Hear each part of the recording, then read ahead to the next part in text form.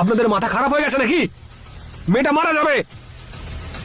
ওষুধটা এক্ষুনি মেয়েটাকে ফিরিয়ে দিন।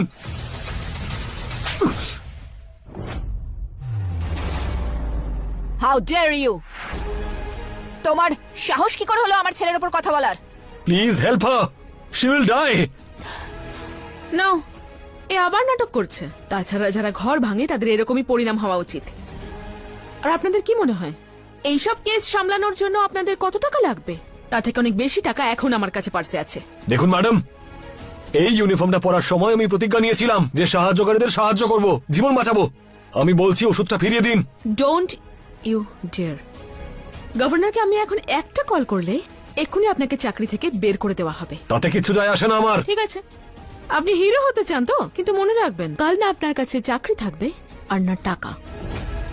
আপনাকে কোনো নোংরা জায়গায় পাঠানো হবে যেখান থেকে আপনি এসেছেন।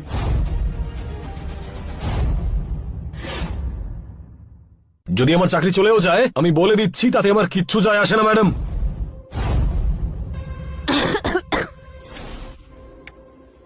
যে করে হোক মেয়েটাকে আজকে বাঁচাতে হবে।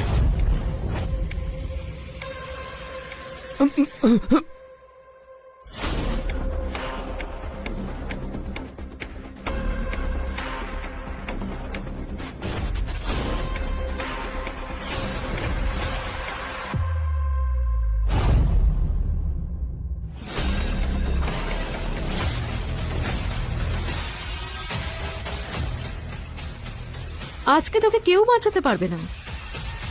আরে যদি এক পাওয়ার এগোনোর চেষ্টা করেন তাহলে আপনারও সেই অবস্থা হবে ওর যা হয়েছে। আরে 100-এ ফোন করে এখানকার সব ইনফরমেশন দাও। কেউ ফোন করবে না। ভেবে দেখুন অফিসার, যদি কল করেন তাহলে আমি পার্সোনালি এই ম্যাটারটা দেখব। তখন গভর্নর আপনাকে পার্সোনালি ফায়ার করবে। আর আপনার বংশের কেউ এই দেশে কোনোদিনও আর কাজ করতে পারবে না। কোনোদিনও নয়। আমার কিচ্ছু যায় আসে না।